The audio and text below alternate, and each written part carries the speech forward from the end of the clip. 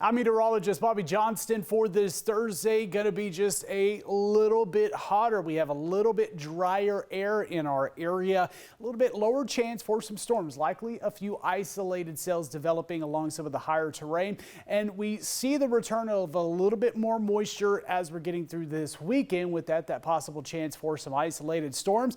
Now, the main threat of this is, of course, going to be the lightning to maybe start up some new wildfires. We haven't seen too much of that activity just over the last couple of days with those storms that have developed. Now, low rain chances with anything that does develop. It's going to be very isolated for parts of our area.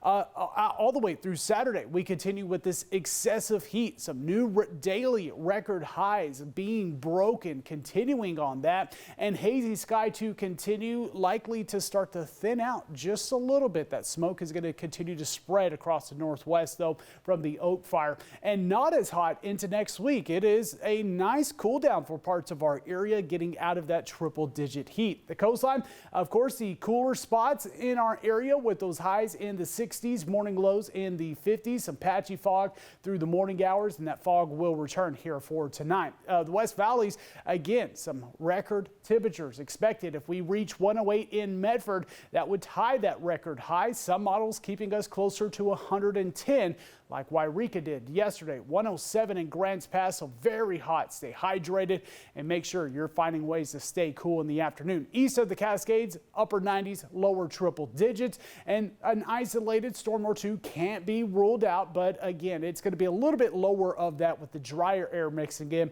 here for today. We see that slight chance of those storms developing Friday through about Sunday here in the valley. It's a low potential, but some of that activity might move into the valleys. We do see the hot temperatures all the way through Saturday, morning lows into low 70s, and then that cool down takes place. Look at this, lower 90s as we're heading into the middle half of next week. So starting out August with some 90s, but ending July, unfortunately, with very hot temperatures. Triple digits throughout Saturday for the Climate Basin, then dropping into the 80s next week. Morning lows dipping into the lower 50s, even some 40s by Wednesday. Northern California, that chance of a few storms scattered into the higher terrain. We're seeing that Friday through Sunday. Excessive heat warning with temperatures closing into 110 degrees through Saturday, and then lower 90s next week. We also see wind speeds picking up Sunday and Monday for our eastern and southern counties. A little bit breezy here in the valley